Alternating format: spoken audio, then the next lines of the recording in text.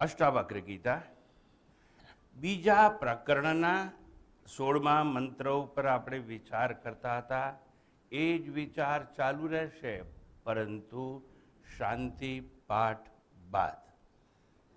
તો શાંતિ પાઠ.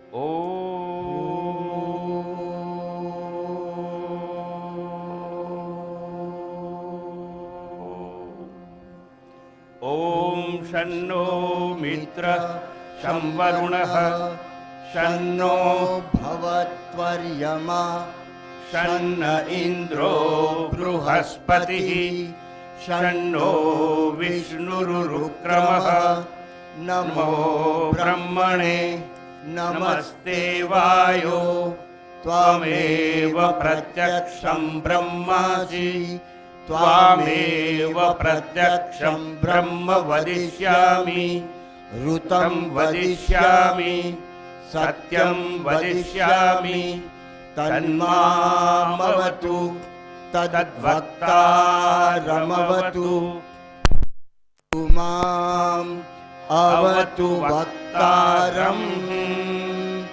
ઓમ શાંતિ શાંતિ શાંતિ.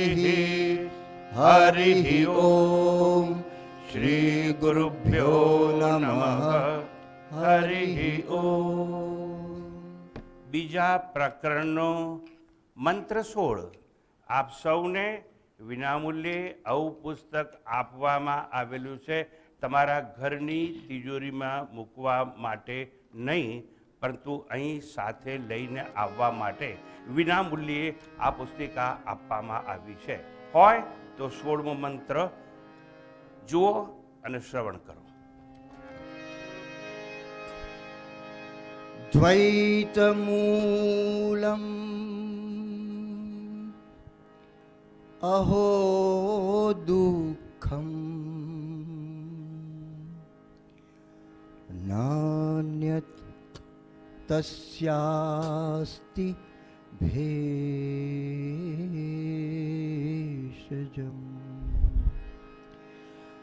નાન્યત તસ્યાસ્તિ ભેષજમ.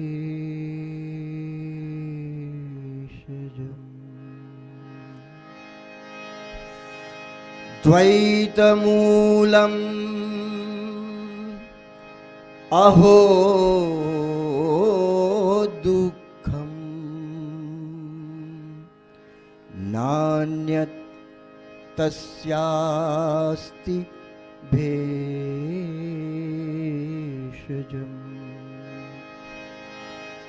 દ્રશ્યમેતત મૃષાત્ સર્વં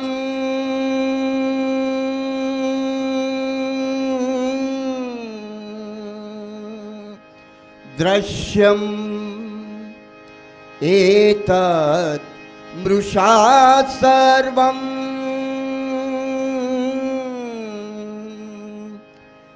એકોહમ છિદ્રસો મલઃ એકોહમ છિદ્રસો મલઃ. આશ્ચર્ય છે કે દુઃખનું કારણ તો દ્વૈત દર્શનના મૂળમાં જ છે, અને એ દુઃખ છે એનો ઈલાજ, એની દવા, જેને ભેષજમ કહેવાય છે. ઈલાજ, દવા, ઉપાય જ્ઞાન સિવાય બીજો કંઈ જ હોઈ શકે નહીં. ખરેખર તો દવા નથી જ, અને હોય તો એ માત્ર આત્મજ્ઞાન એની દવા છે. એતત સર્વમ એટલે કયું? આ સર્વ દ્રશ્યમ મૃષા, દ્રશ્યો છે, મિથ્યા છે, અને એના પર ચર્ચા વિચારણા થઈ ચૂકી હતી. અને આ જ ગીતામાં કહેવાયું હતું, સાકારમ અનૃતમ વિદ્ધિ નિરાકારમ તો નિશ્ચલમ. અને બહુ સંદેશો પ્રાપ્ત કર્યા બાદ એક જ તત્વો પર આપણે વિચારણા કરતા હતા. અહમ એક ચિત્ર સ, હું જ એક ચૈતન્ય રસ છું. આઈ એમ અવેરનેસ ઓર કોન્શિયસનેસ, જેને ચૈતન્ય કહેવામાં આવે. અને અમલહ એટલે હું શુદ્ધ છું, મળ રહિત છું. અને એ સંદર્ભમાં આપણે ગઈકાલે ખૂબ સુંદર વિચાર કર્યો. દ્વિતીયાદ્વૈ ભવયમ ભવતી.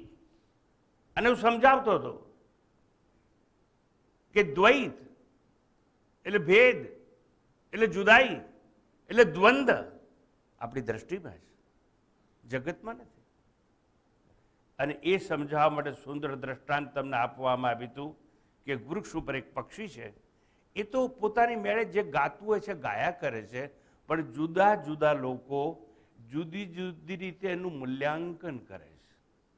અને મૂલ્યાંકન એમની દ્રષ્ટિમાં છે, એમની વિચારણામાં છે, ભેદી વિચારણા. અને દ્રષ્ટિ છે દ્વૈતની છે, એટલે એ લોકોને ભેદનું દર્શન થાય છે. અને એ વિચાર કરતા કરતા હું સમજાવવાનો પ્રયત્ન કરતો હતો કે ભય છે એ કાલ્પનિક છે. કારણ કે દ્વૈત અને ભેદ જ કાલ્પનિક છે. દ્વૈત દર્શન જો કાલ્પનિક હોય તો દ્વૈત દર્શનથી ઊભો થયેલો ભય સાચો હોઈ શકે નહીં. જો દોરીના બદલે દેખાયેલો સર્પ ખોટો હોય, સર્પ ભ્રાંતિ હોય, તો એ સર્પનો ભય સાચો કઈ રીતે હોઈ શકે? પણ સમજાવવું જોઈએ.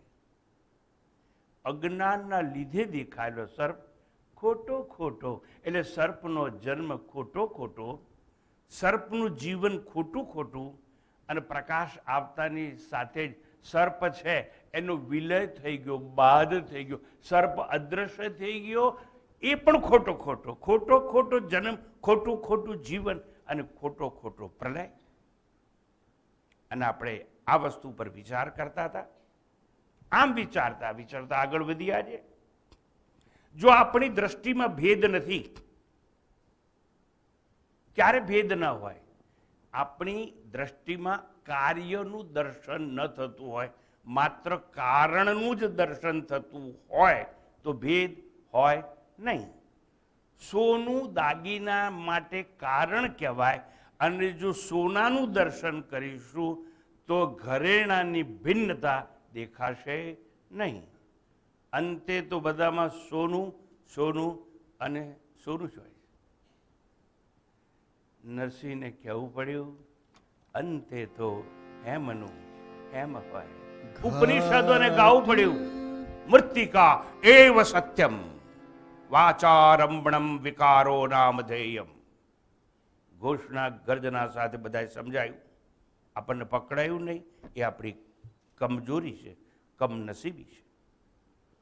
વન્સ અગેન, આપણી દ્રષ્ટિમાં જો ભેદ જ નથી, અને ભેદ ક્યારે ના હોય? કાર્યનું દર્શન ન કરીએ ત્યારે. દાગીના કાર્ય કહેવાય, માટી કારણ કહેવાય, અને ઘડો ઈંટ કોડિયા નળિયા એ કાર્ય કહેવાય. કાર્યને જોશો તો ભેદ જણાશે, પણ કારણનું દર્શન કરવા જશો તો માટી માટી અને માટી. અને એ ઉપનિષદોએ કહ્યું મૃત્તિકા એવ સત્યમ. એનું કવિઓ ભાષાંતર કર્યું સુંદર રીતે. ગળે ઉતરે સુગર કોટેડ કેપ્સ્યુલની જેમ સમજાવ્યું નરસિંહે કે અંતે તો હેમનું હેમ હોય. વન્સ અગેન, દ્રષ્ટિમાં જો ભેદ નથી, ક્યારે? કાર્યનું દર્શન નહીં કરીએ, અર્થાત આરોપનું દર્શન નહીં કરીએ, અર્થાત નામ અને આકારનું દર્શન ત્યાગી દઈશું તો ભગવદ્ ગીતાએ કહ્યું છે તેમ શુનિ ચૈવ સ્વપાકે ચ પંડિતા સમદર્શિન. કૂતરો હોય, ગાય હોય, હાથી હોય, બ્રાહ્મણ હોય કે ચાંડાળ હોય, એ નામ ફેંકી દો, ત્યાગી દો, બાદ કરો. કેમ? એ તો આરોપિત છે. ઓહો, તો નામ જો આરોપિત હોય તો આકાર સત્ય ના હોઈ શકે. એટલે નામ અને આકાર બંને બાદ કરી નાખીએ, બાદ બાકી કરી દઈએ તો બચે શું? માત્ર કારણ હોય તે. ઘડો ઈંટ કોડિયા નળિયાના દ્રષ્ટાંતમાં બચે માત્ર માટી માટી અને માટી. એટલે ઉપનિષદોએ કહ્યું મૃત્તિકા એવ સત્યમ. નરસિંહે કહ્યું અંતે તો હેમ એટલે સોનું, અંતે તો હેમનું હેમ હોય. હું જ આત્મા રૂપે સર્વમાં છું. હું બધામાં ક્યારે હોઈ શકું? જ્યારે હું શરીર ન હોઉં ત્યારે. પણ હું તો મને શરીર માનીને બેઠો છું ને, તો એક શરીર બીજા શરીરમાં તો ઘૂસી ના શકે ને. પણ જો હું શરીરની ભીતર રહેલો ચેતન આત્મ તત્વ છું, સતચિત આનંદ સ્વરૂપ છું, અગર સત્યમ જ્ઞાનમ અનંતમ બ્રહ્મ એવો છું, તો નિરાકાર છું, સર્વવ્યાપ્ત છું, એટલે બધામાં જ હોઈ શકું. અર્થાત હું આત્મા રૂપે સર્વમાં છું, પણ હું તો બધામાં છું. પણ આ બધું ક્યાં? એ બધું મારામાં છે. કેવી રીતે હોઈ શકે એ બધું? કારણ કે એ બધું આરોપ છે. દોરી કહે છે કે હું છું એટલે જ તમને સર્પ દેખાય. એટલે શું? એ હું જ સર્પ રૂપે દેખાઉં છું આ જ્ઞાન કાળે કે અંધારામાં. એટલે સર્પમાં તો હું છું જ, પણ સર્પ નામ અને એનો આકાર મારી ભીતર છે, મારા પર આરોપિત છે. આ તત્વજ્ઞાન અષ્ટાવક્રમાં સમજવાની આવશ્યકતા માત્ર નહીં, અનિવાર્યતા પણ કરી. અર્થાત અહીંયા સમજવાનું, હું આત્મા રૂપે સર્વમાં છું, અને જે સર્વ કંઈ ખોટે ખોટું છે એ બધા મારા પર આરોપિત છે. આરોપ રૂપે મુજમાં છે. એક હોય અધિષ્ઠાન ને બીજાને કહેવાય આરોપ, દોરીને કહેવાય અધિષ્ઠાન અને સર્પને કહેવાય આરોપ. ઓહો, એમ માટી અધિષ્ઠાન તરીકે લઈ શકાય, અને ઘડો, ઈંટ, કોડિયા, નળિયા એ તો માટી પર થયેલા આરોપ છે. અને માત્ર નામ આરોપ છે એવું નહીં. ઘડાનો આકાર, કોડિયાનો નાનો આકાર, એ નળિયાનો આ બધા આકારો છે એ પણ આરોપિત છે. ટૂંકમાં જો હું મને બધામાં જ જોતો હોઉં, નાઉ પ્લીઝ બી એટેન્ટિવ, પ્લીઝ મારા પર દયા કરી તમારા કાન મને સોંપી દો. Lend me your ears. જો હું બધામાં જ છું, હું જો વૃક્ષમાં છું, હું જો સરિતામાં છું, હું જો પર્વતમાં છું, હું મારા સ્નેહી સગામાં છું, અરે હું ભૂચર, ખેચર, જળચર સૌમાં છું, એ હું જ બધે છું, બધાની ભીતર છું, તો મને મારો ભાઈ કેવો? ઓહો, પણ મેં તો ભેદનું દર્શન કર્યું ને. આ સાપ મારાથી જુદો છે, આ વાઘ મારાથી જુદો છે, આ ચોર મારાથી જુદો છે, આ ડાકુ મારાથી જુદો છે. એ છે તો દેખાતા આ બધા મારા સગા અને વાલા, પણ ખરેખર કોઈ કોઈનું સગું તો છે જ નહીં. અને ધારો કે સગા હોય ને, યાદ રાખજો આજે એ વાલા ના હોય, નોટ નેસેસરીલી. અને જે વાલા હોય ને એ સગા હોય એવું જરૂરી નહીં. મેં જેને મારા કયા, શું એ મને દગો નહીં દે? રખે કોઈ એવી ભ્રાંતિમાં રહે. મારા જ્યારે મને છેતરશે અને જે દુઃખનો જન્મ થશે ને, મૃત્યુ સુધી યાદ રહેશે. પરાયા અને પારકાએ કરેલી નિંદાનું બહુ મહત્વ હોતું નથી. અને યાદ રાખવાનું, શસ્ત્રો છે ને એના ઘા તો રૂજાઈ જશે, પણ શબ્દ બાણ જેને વાગ્યા હોય ને એની રૂજ આવતા વર્ષોના વર્ષો વીતી જતા હોય છે. યાદ રાખજો, આજે જે શબ્દો તમારા મુખમાંથી નીકળી ગયા એના તમે ગુલામ છો, પણ જો મૌન રાખતા આવડ્યું હોય અને શબ્દ મુખમાંથી બહાર ના નીકળે હોય, એ શબ્દના તમે માલિક છો. પણ આપણે તત્વ સમજાયું નથી. એના સંદર્ભે જ્ઞાની વાત કરી દઉં, કેમ જુદાની વાત ચાલે છે. એટલે યાદ રાખજો, આ માટી છે ને એનો પણ ખપ પડશે કોઈ વાર. રખે કોઈની નિંદા કરતા, અપમાનિત કરવાની તો વાત તો જુદી છે, પણ આપણું મન, આપણો સ્વભાવ નિંદા કરવાની ટેવ પડી ગઈ. એમાંથી મુક્ત થવા ગુરુ છે. પણ નિંદા કેમ કરીએ? જુદો છે માટે. હું એનામાં છું એ સમજાઈ જાય તો કોઈની નિંદા કોઈ કરે નહીં. અને ભય ક્યારે લાગે? મને મારો પોતાનો ભય ના લાગે. આ તત્વ સમજવાનું, હું જ બધામાં છું તો મને મારો ભય લાગે નહીં. જુદાઈ નથી તો ભય નથી, ભય નથી તો દર્દ નથી, દર્દ અને દુઃખ નથી જો તો કોણ કોનું કેવી રીતે અપમાન, નિંદા ઇત્યાદિ કરી શકે? શાસ્ત્રો તો એમ કહે છે, તત્ર કો મોહ, ઈશાવાસ્ય કહ્યું, તત્ર કો મોહ કહ શોક એકત્વમ અનુપશ્યત. મને બધામાં મારું જ દર્શન થતું હોય તો મને મારો ભય કેવો? એ મને મારા તરફથી દુઃખ કેવું? વસ્તુ બહુ નાની છે, વિચારવાજી. અને જ્યારે જુદાઈ નથી દેખાતી, દ્વૈત દર્શન થતું નથી, ભેદ દેખાતો નથી, ત્યારે દુઃખ નષ્ટ થઈ જાય. દુઃખ જ નથી. અખો અહો દુઃખમ દ્વૈત મૂલમ. દ્વૈતના મૂળમાં દુઃખ છે. ભેદ દ્વૈત દર્શન. હવે ભેદ અને દ્વૈત દર્શન ક્યારે છે? કોનામાં છે?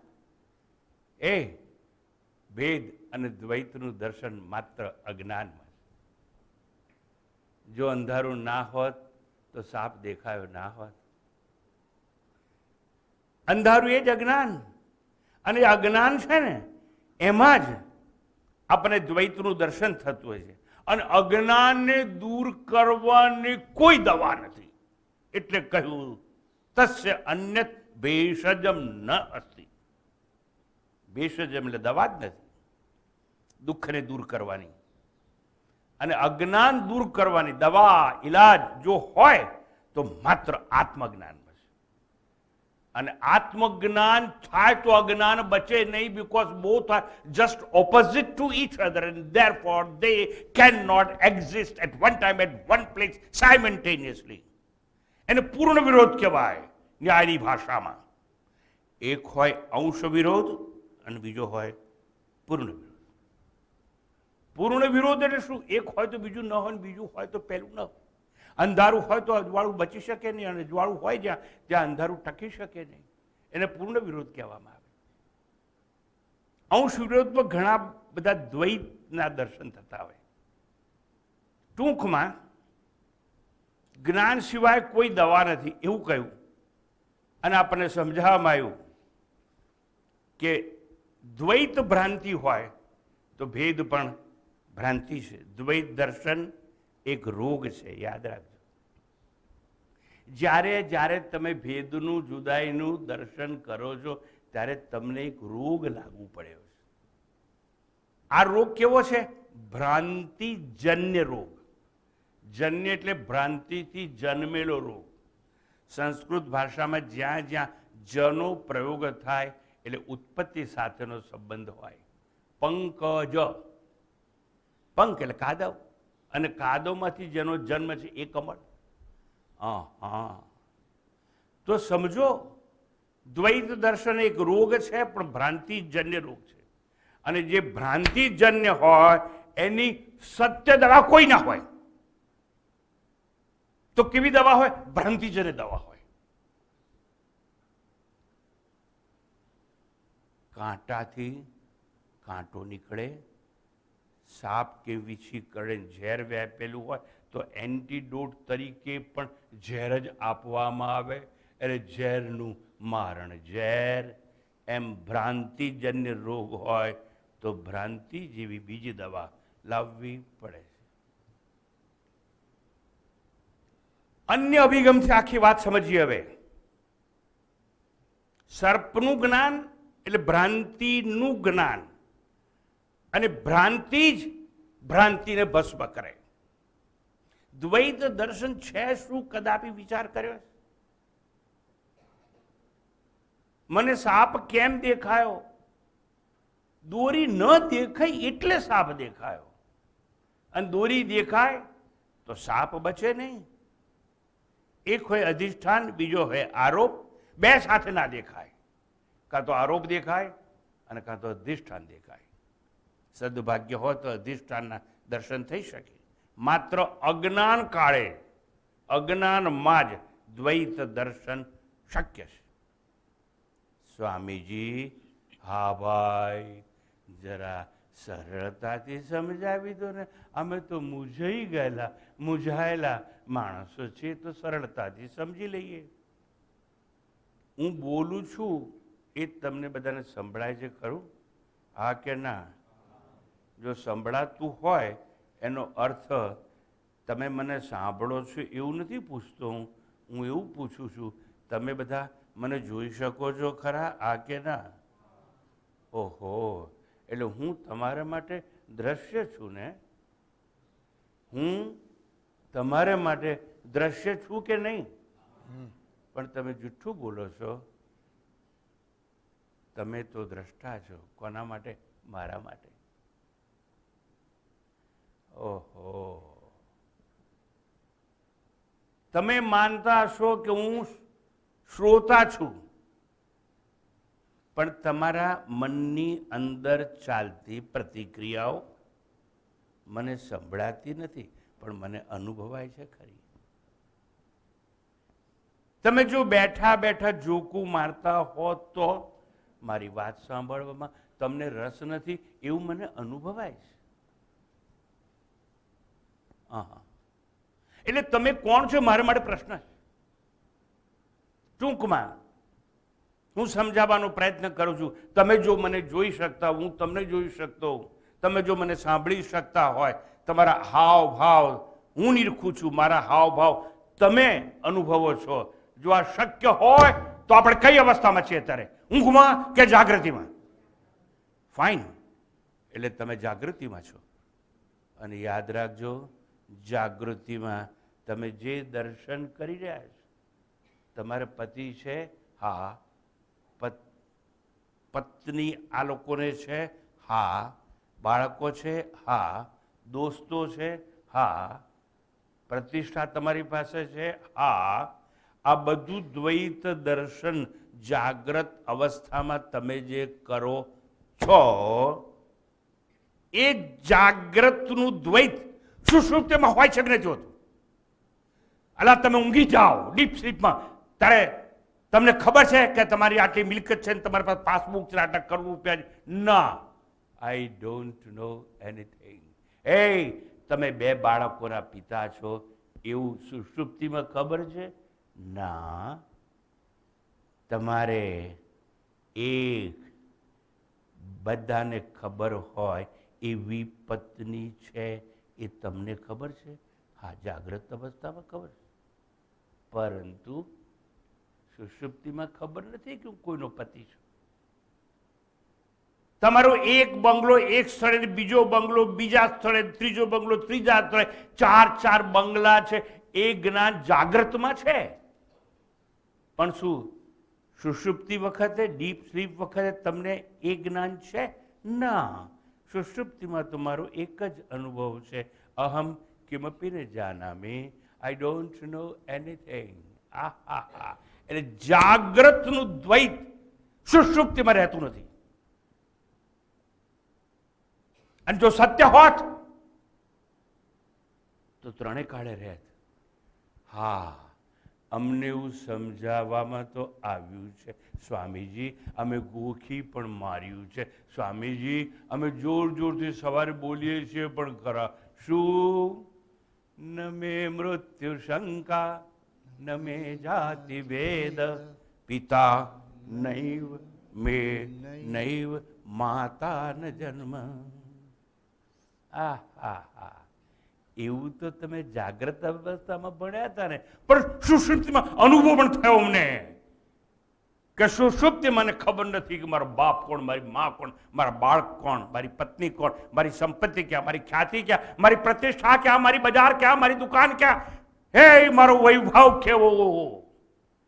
સુષુપ્તિમાં કંઈ ખબર નથી, અર્થાત જાગ્રતનું દ્વૈત, જાગ્રતના ભેદ સુષુપ્તિમાં હોતા નથી. એટલે એ દ્વૈત દર્શન સાચું તો છે જ નહીં. સ્વામીજી, તમારું પ્રવચન સાંભળીને હું મારી રૂમમાં ગયો ને ત્યારે છે ને જતાની સાથે જેવો થાકેલો હતો ને, થાકી કેમ ગયા? સ્વામીજી, તમે એટલું બધું બોલ બોલ કરો છો, થાક જ લાગે ને. એટલે પછી શું થયું? થાકી ગયો એટલે ઊંઘી ગયો. પછી શું થયું? મને સપનું આવ્યું. ઓહ, સપનામાં પાસપોર્ટ વગર, વિસા વગર હું પહોંચી ગયો. ક્યાં? ફ્રાન્સમાં. હું ભૂલતો તમારે મને કહેવાનું, પેરિસ ક્યાં આવ્યું છે? ફ્રાન્સમાં કે જર્મનીમાં? ફ્રાન્સમાં. અને હું ફ્રાન્સમાં નથી પહોંચી ગયો, હું તો ત્યાંથી પેરિસ પહોંચી ગયો. અને પછી એફિલ ટાવર ઉપર એક જણનો હાથ પકડી અમે સ્મિત કરતા કરતા એ લિફ્ટમાં છેલ્લા માળે પહોંચી ગયા. ક્યાં? સ્વપ્નમાં. વિસા ને પાસપોર્ટ વગર. હું તો એવું માનતો હતો કે તમે મનનમાં 2x2ની જગ્યા રોકી અને મારી સામે જોયા કરો છો, પણ મારી સામે જ જુએ ને એ મને સાંભળતા ના હોય એવું પણ બને. ટૂંકમાં મારે એટલું જ સમજાવવું છે કે સુષુપ્તિની ભીતર કંઈ નથી હોતું. એટલે જાગ્રતનું દ્વૈત સુષુપ્તિમાં નથી. અને સ્વપ્નમાં જે દર્શન થયું ને મને, ખોટે ખોટું સ્વપ્નનું દર્શન, એ સ્વપ્નનું દર્શન છે ને એ પણ સાચું નહોતું. સ્વપ્નનું દ્વૈત જાગૃતિમાં ઉઠતાની સાથે રહેતું નથી. આમ દ્વૈત દર્શનનું જ્યારે મિથ્યાત્વ મેં જાણ્યું, દ્વૈત દર્શનનું મિથ્યાત્વ મેં જાણ્યું. સાંભળજો બરાબર. દ્વૈત દર્શનનું અસત્યત્વ મેં જાણ્યું, દ્વૈત દર્શનનું અનિત્યત્વ મેં જાણ્યું, દ્વૈત દર્શનનું આરોપિત્વ મેં જાણ્યું, દ્વૈત દર્શનનું પ્રાતિભાષિકત્વ મેં જાણ્યું. અને જાણતાની સાથે દ્વૈત દર્શનનો બાદ થઈ ગયો. એ આ તો ખોટું છે. કયું દ્વૈત? સ્વપ્નમાં દેખાયેલું. અને દ્વૈત દર્શનનો બાદ થઈ ગયો. શું કર્યું તમે? મેં કંઈ નહોતું કર્યું. તો દ્વૈત દર્શનનો બાદ કેવી રીતે થઈ ગયો? મારી પાસે ઉત્તર નથી. કવિઓએ મને ઉત્તર આપ્યો છે. જાગીને જોવું તો જગત દિશે નહીં. આ જગતનું દ્વૈત મને ન દેખાયું. ક્યારે? જ્યારે હું જાગી ગયો ત્યારે. ક્યાંથી જાગી ગયા? અજ્ઞાનની નિદ્રામાંથી હું જાગી ગયો. સ્લીપ ઓફ ઇગ્નોરન્સ જેને કહેવામાં આવે છે. જાગીને જોઉં તો જગત દિશે નહીં. જાગવાની એક દવા જરૂરી. દ્વૈતનો નાશ કરવો હોય તો સ્વપ્નના દ્વૈત દર્શનથી દુઃખ પણ ચાલ્યું ગયું. હે, જ્યારે સપનાનું દ્વૈત દેખાયું એ સમયે, એ કાળે, એટલે સ્વપ્ન કાળે તો દુઃખ હતું, ભય હતો સપનામાં. હવે સપનાની અંદર જો જંગલમાં તમે હોય અને સામેથી એક વાઘ ગર્જના કરે, પરસેવો છૂટી જાય, પણ એ ભય દૂર કરવાની દવા કઈ? માત્ર એક, માત્ર એક, જાગી જવાનું. જાગતાની સાથે જો તમને સપનામાં જેકપોટ લાગ્યો હોય ને, એટલે ઉઠો ને ત્યારે તમારા ગાદલા ઉપરની ચાદર મસળતા હશો. કેમ? જેકપોટ ક્યાં ગયો? કંઈ નથી.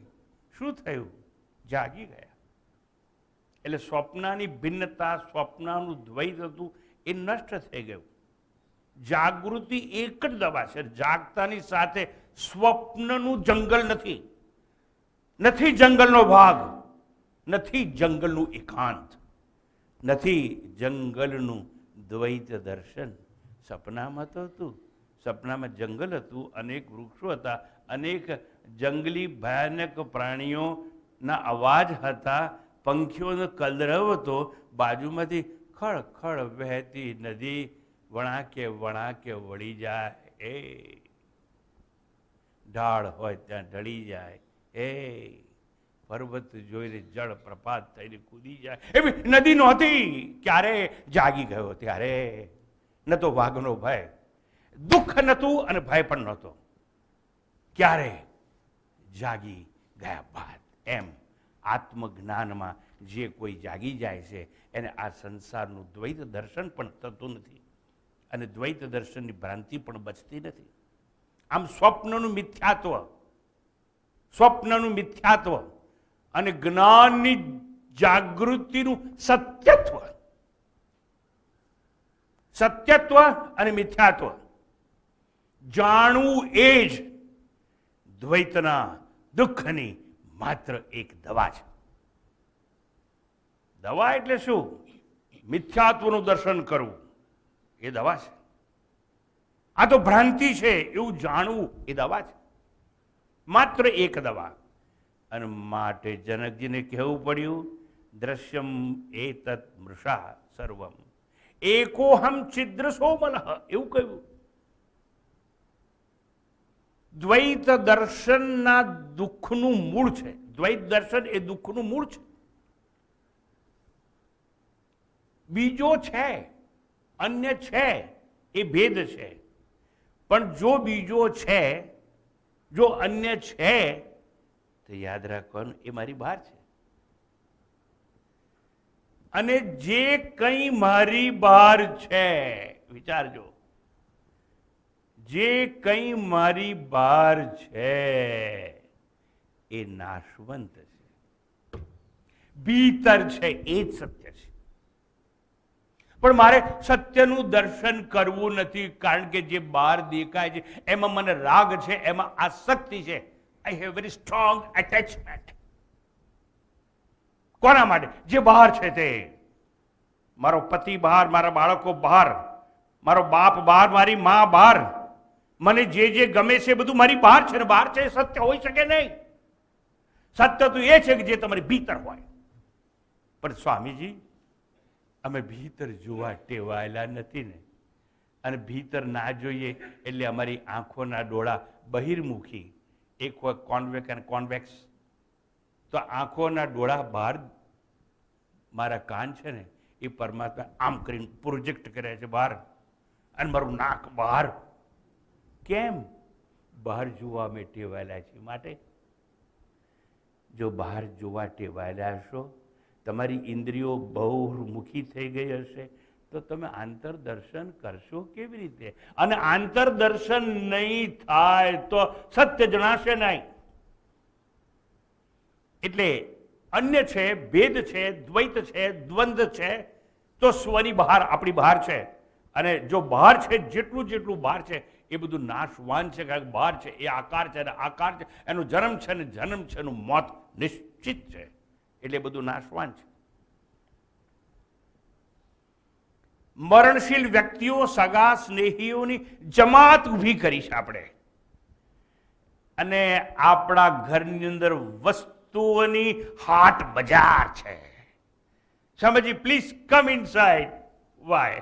Swamiji, our drawing room is there. Why should I come to your drawing room? કારણ કે સ્વામીજી, મોંઘા મોંઘી વસ્તુ અમે ડ્રોઈંગ રૂમમાં રાખી છે.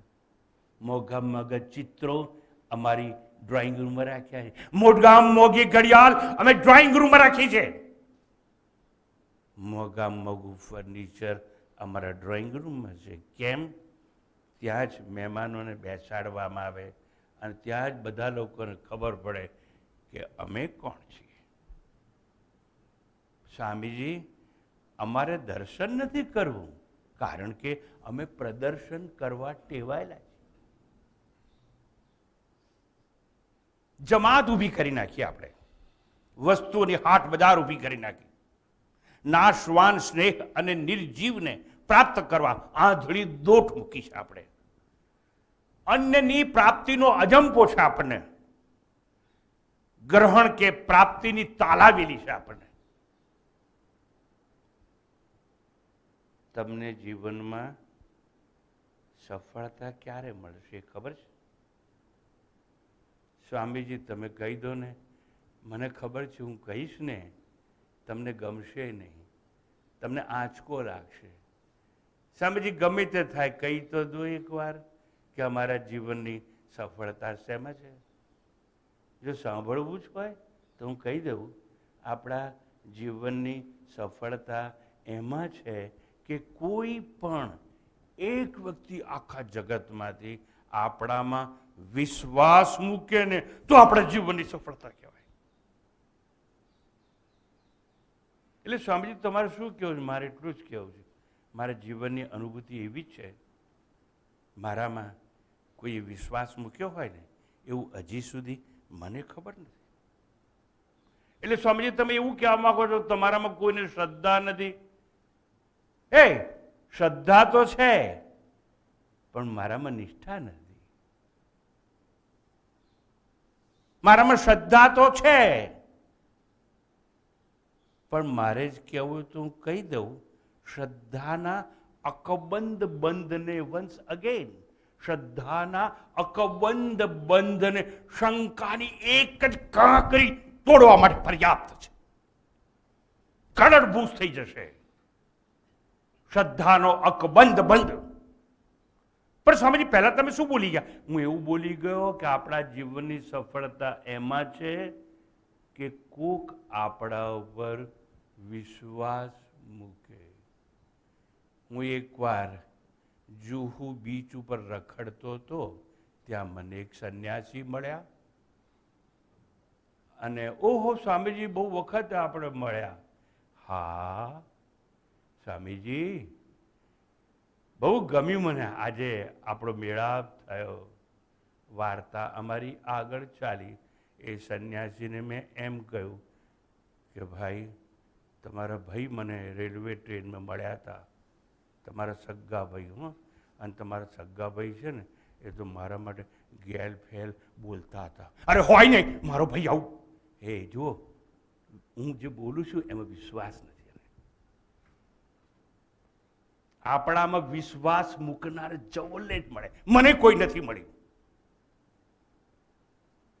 ટૂંકમાં વ્યક્તિ કે વસ્તુની આંધળી દોટમાં સફળતાનો તો જીવનનો પ્રશ્ન જ નથી, નિષ્ફળતા જ મળેલી છે. આંધળી દોટ છે માટે, અને આ નિષ્ફળતા દુઃખના દરિયા આપણને ડૂબાડી દે છે. જો ઈચ્છિત વસ્તુ મળે છતાં અપેક્ષા મુજબની ના હોય તો દુઃખ જ છે. અને જો અપેક્ષા હોય એવું કંઈક મળે તો પણ શંકા જન્મે કે ક્યાં સુધી મારામાં વિશ્વાસ રાખશે. બહુ મુશ્કેલ છે. ઈચ્છિત વસ્તુ મળે છતાં અપેક્ષા મુજબની ન મળે, સંતોષ થાય એવી ન મળે તો પુનઃ દુઃખ ઉત્પન્ન થાય છે. બસ અગેન દુઃખ છે ક્યાં? દ્વૈત દર્શનમાં. હે પણ આજે મને મળ્યો ને જે મારી સાથે વાર્તાલાપ કરે છે ને એમાં હું જ જો છું અને હું મારું જ દર્શન કરું તો દ્વૈત નથી. દ્વૈત નથી ત્યાં દુઃખ નથી, અને જ્યાં દુઃખ નથી ત્યાં સફળતા કે નિષ્ફળતાનો પ્રશ્ન કદાપી હોઈ શકે નહીં. પ્રાપ્ત કરેલ વસ્તુ વ્યક્તિનો વિયોગ ઘણી વાર સતાવે આપણને.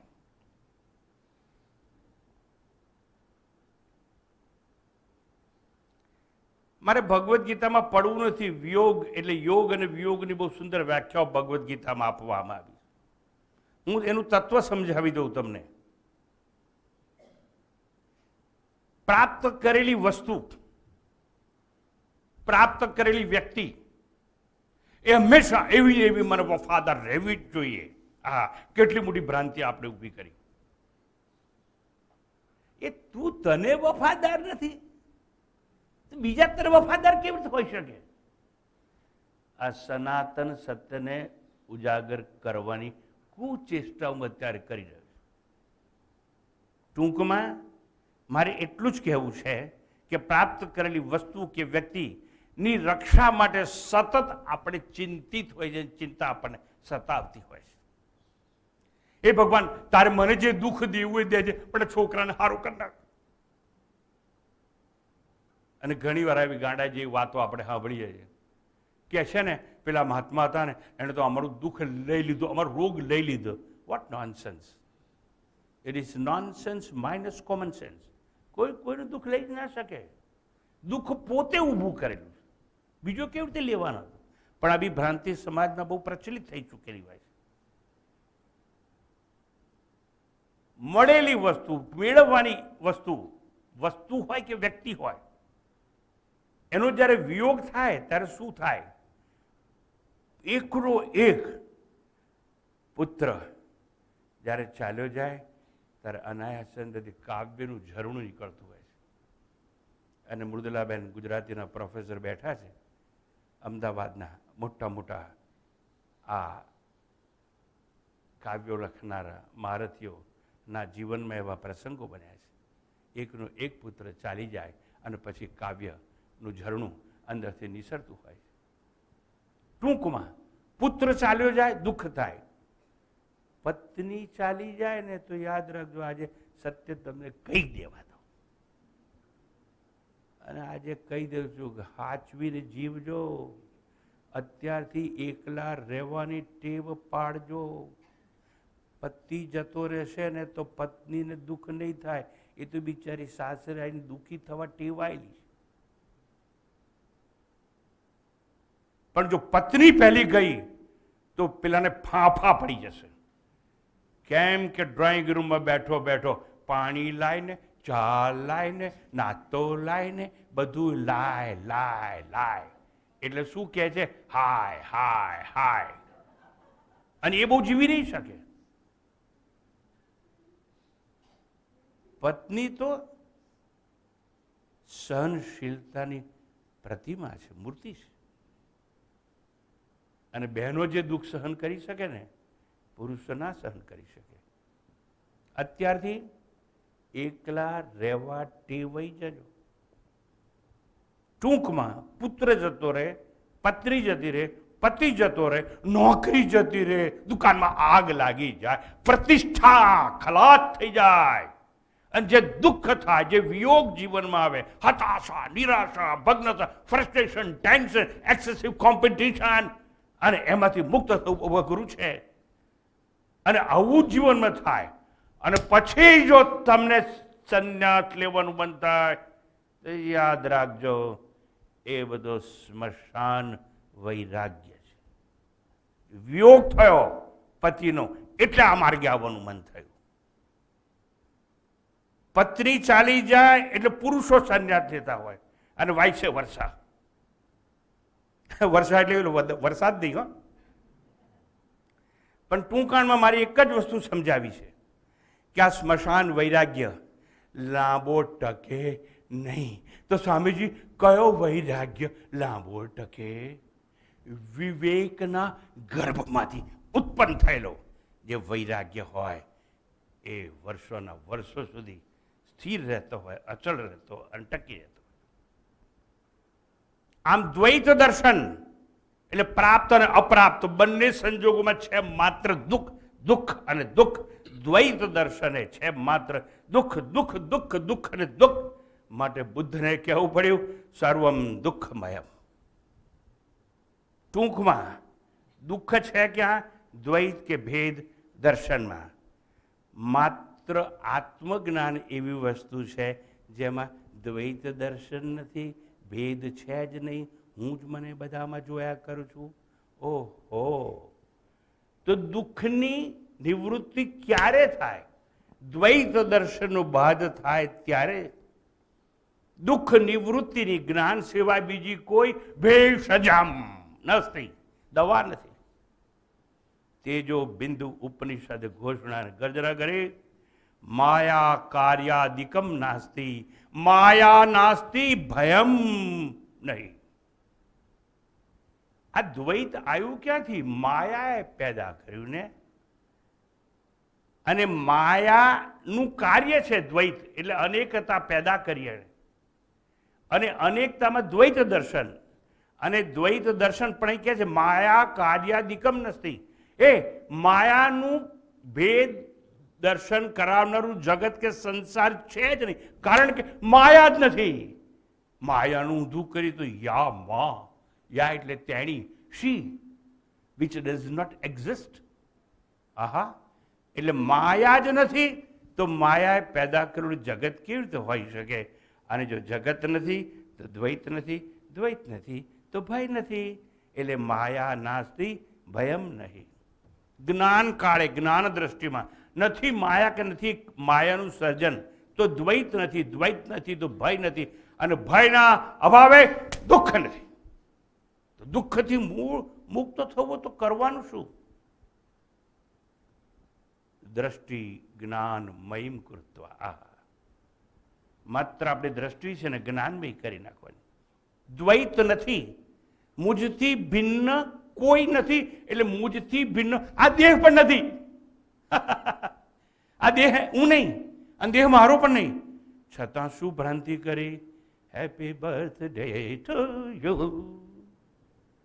એ જો તને સમજાઈ ગયું હોય કે આ દેહ તું નહીં, તો શું કામાં ગાંડા વેડા કરે? પણ અમે તો ગાંડા વેડા કરવા ટેવાયેલા છીએ, એમાંથી બહાર નીકળીશું જ નહીં.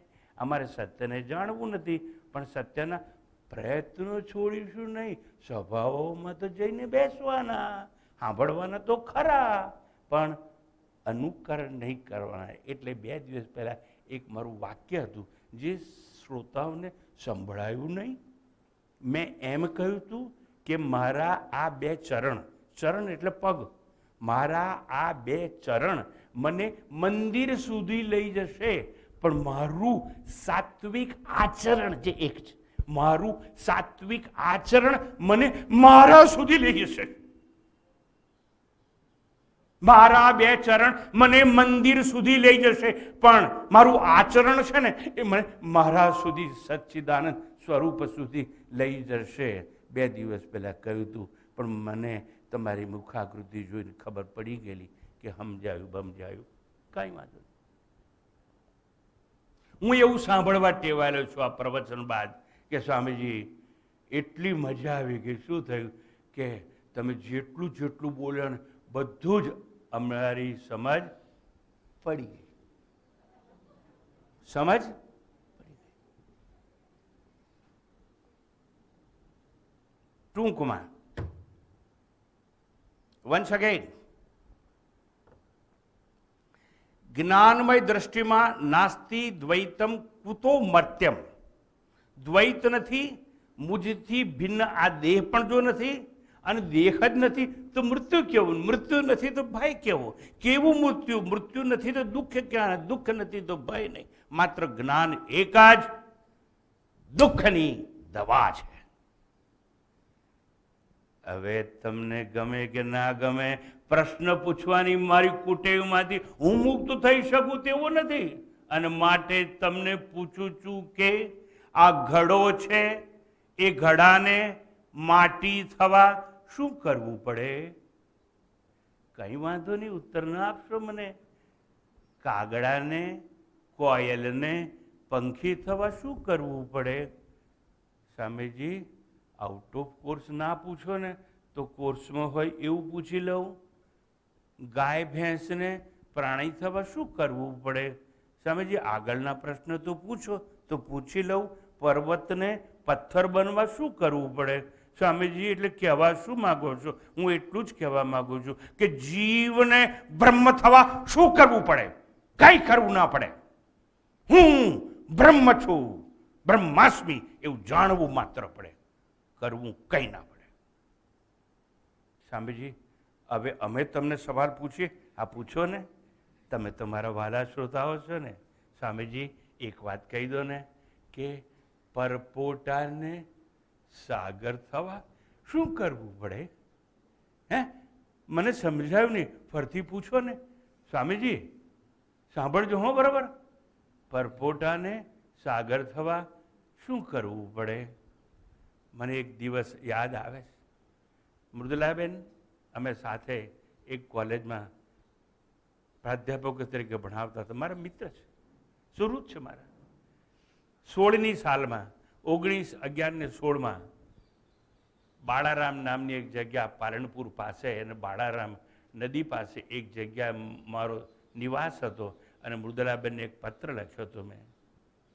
સમજી એ બધી વાત કેમ કરો છો? તમે પ્રશ્ન પૂછ્યો ને મને કે પરપોટાને સાગર થવા શું કરવું પડે? માટે હું એ વાત યાદ કરાવું છું ને મેં એમને પત્ર લખ્યો તેમાં લખ્યું હતું, અકબંધ રહેવાની તમન્ના, અકબંધ રહેવાની તમન્ના છે જીવતી પરપોટામાં. અકબંધ રહેવાની જીજીવિષા છે જીવતી પરપોટામાં.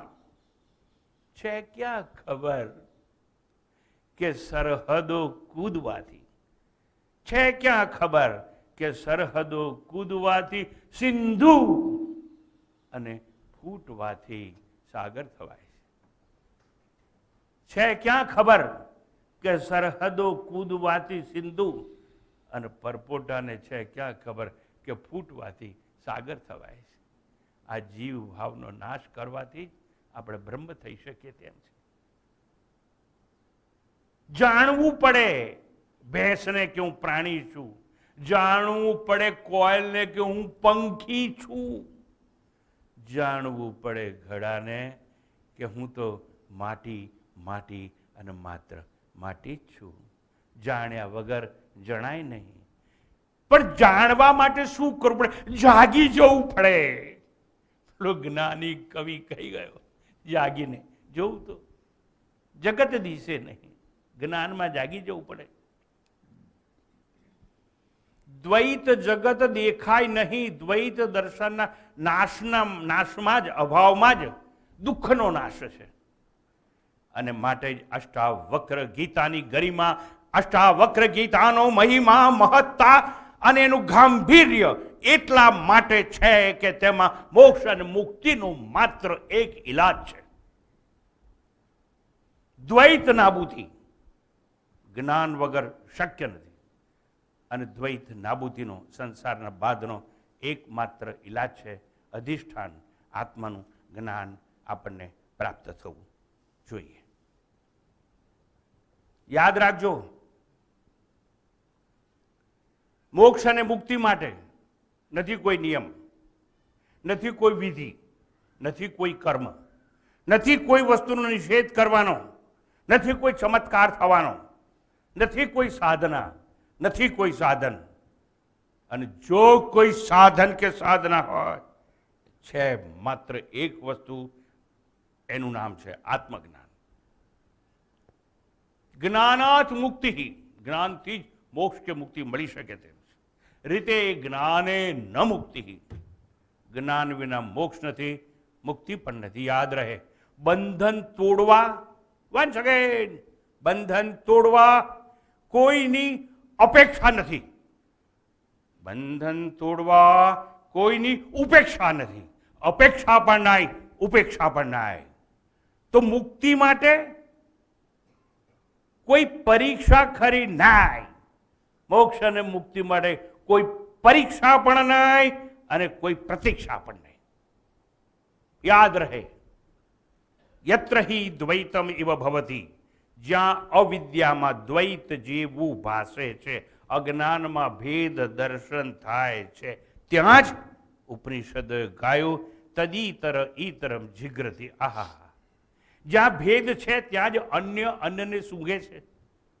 તદીતર ઈતરમ પશ્યતિ, દ્વૈત છે ત્યાં જ બીજાનું દર્શન થાય છે. તદીતરમ ઈતરમ શૃણોતિ, ત્યાં જ અન્ય અન્યનું શ્રવણ કરે છે. તદીતર ઈતરમ અભિવદતી. આ ભેદ છે ત્યાં જ અન્યો અન્યનું અભિવાદન કરે છે. આવો પધારો પધારો એમ કહેવાથી પધારે તે પધાર્યાના. મૃદુલાબેન ભૂલતો ન તો બોટાદકર કહે છે ને, ખૂબ અદ્ભુત લખી ગયા કવિઓ. પણ આજકાલના શિક્ષણ શાસ્ત્રીઓએ સત્યાનાશ વાળ્યો શિક્ષણ ક્ષેત્રે, અને આવી કવિતા અને કાવ્યો નરસિંહની બાદ બાકી કરી નાખી. અને રમન ટન મગન જય જય એ બધું કવિતામાં લાવી દીધું. ટૂંકમાં તદીતર ઈતરમ અભિવદે, ત્યાં જ અન્ય અન્યનું વાદન કરે છે. તદીતર ઈતરમ મનુ, તે ભેદ છે તો અન્ય અન્યનું મનન કરે છે. તદીતર ઈતરમ વિજાનાતિ, ભેદ છે તો અન્યો અન્યને જાણે છે. પરંતુ યત્ર વા અસ્ય સર્વમ આત્મા એવ અભૂત. પણ જ્યાં બધું જ આત્મમય થઈ ગયું છે ત્યાં શું થાય? તત્કેન કમ જીગ્રે, ત્યાં કોણ કોને સૂંઘે? તત્કેન કમ પશ્યે, ત્યાં કોણ કોને જુએ? તત્કેન કમ શૃણ્યાત, ત્યાં કોણ કોની વાણીનું શ્રવણ કરે?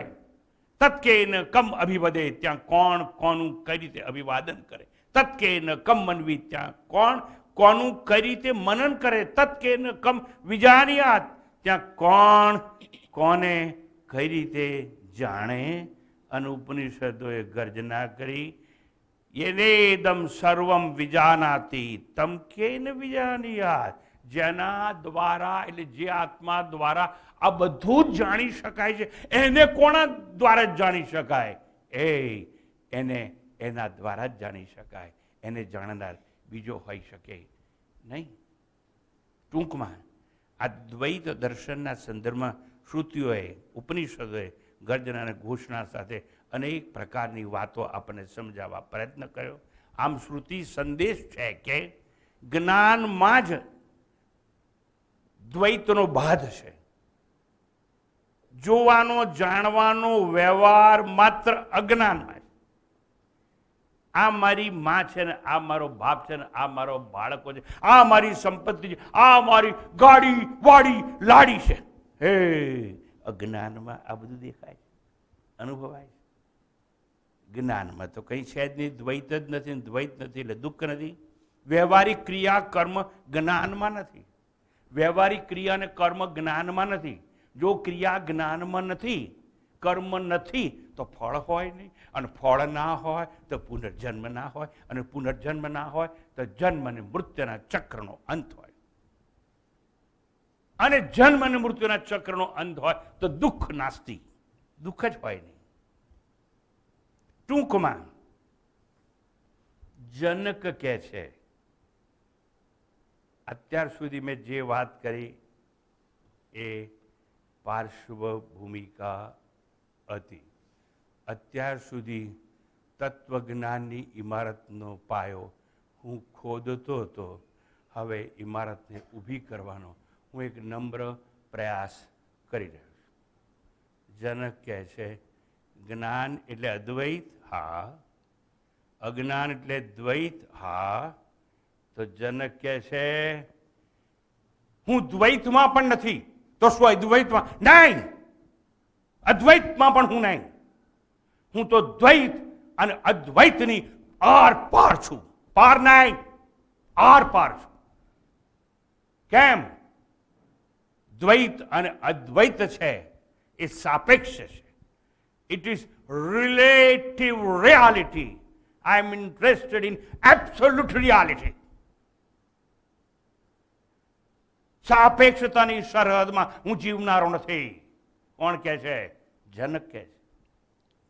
મુજ નિરપેક્ષ બ્રહ્મમાં, મુજ પારમાર્થિક સત્યમાં, વ્યવહારિક સત્ય પણ નહીં અને પ્રાતિભાષિક સત્ય નહીં. પ્રાતિભાષિક સત્ય એટલે સ્વપ્નમાં દેખાતું સત્ય, અને વ્યવહારમાં સત્ય જે દેખાય છે એ ખોટે ખોટું રમણીઓ, મગરીઓ, સગરીઓ, રમીલા, કાંતા ને શાંતા, નામ બધા ખોટા, આકાર બધા ખોટા. અને છતાં આપણે માનીશ આ બધા મારા સગા છે, વહાલા છે. ટૂંકમાં જનક કહે છે, જે સાપેક્ષ છે, તમે કેમ આટલે ઊંચે રહો છો? કારણ કે નીચેનો ફ્લેટ મને નહોતો મળ્યો માટે. પણ ઊંચે ને નીચે એટલે શું? સાપેક્ષ છે. ત્રીજા માળે જે રહેતો હોય એમ કહે છે, સાંભળજો બરાબર, ત્રીજા માળે જે રહેતો હોય એમ કહે છે, હું તો ઉપર છું. એટલે હાથમાં માળ વાળો કહે છે, એ ડફોર તું મારી નીચે છે. એટલે ત્રીજા માળ વાળો કહે છે, હું તો પહેલા ને બીજાની ઉપર છું. એટલે ઉપર અને નીચે, જાડો અને પાતળો, દ્વૈત અને અદ્વૈત. that may be in the field of relative reality. એ સાપેક્ષતાના ક્ષેત્રમાં આવે, નિરપેક્ષમાં કંઈ હોય નહીં. એટલા માટે જનકે કહ્યું, મુજ નિરપેક્ષ બ્રહ્મમાં, મુજ પારમાર્થિક સત્યમાં, મુજ અભેદ જ્ઞાનમાં, મુજ અભંગ આત્મામાં, અદ્વિતીય મુજમાં દ્વૈત જ નથી તો દુઃખ ક્યાં? સર્વદા અભેદ કલને દ્વૈતાદ્વૈતમ ન વિદ્યતે. મારા નિરપેક્ષ જ્ઞાનમાં દ્વૈત પણ નથી, અદ્વૈત પણ નથી. એટલે દ્વૈતનું દુઃખ પણ નહીં અને અદ્વૈતનું સુખ પણ નહીં. સુખ દુઃખની હું પેલે પાર છું. આમ અભેદ અખંડ જ્ઞાને દ્વૈત જ નથી તો દુઃખ ક્યાં? અંતિમ વાતનું સ્મરણ કરી અને આપણી વાણીને વિરામ આપીએ. એવું કહેવાયું, હૈ દુઃખ સારા દ્વૈત મેં, હૈ દુઃખ સારા દ્વૈત મેં, કોઈ નહીં ઉસકી દવા. હૈ અદૃશ્ય સારા હૈ મૃષા, फिर द्वैत कैसा वाह वाह. चिन्ह मात्र हूं मैं एक रस, मम कल्पनाय दृश्य है. मैं कल्पना से बाह्य हूं, मैं कल्पना से बाह्य हूं. आश्चर्य है, आश्चर्य है. ओम पूर्णमद पूर्णमिदं पूर्णात् पूर्णमुदच्यते पूर्णस्य पूर्णमादाय पूर्णमेवावशिष्यते. ओम शांति शांति शांति. हरि ओम. श्री गुरुभ्यो नमः. हरि ओम.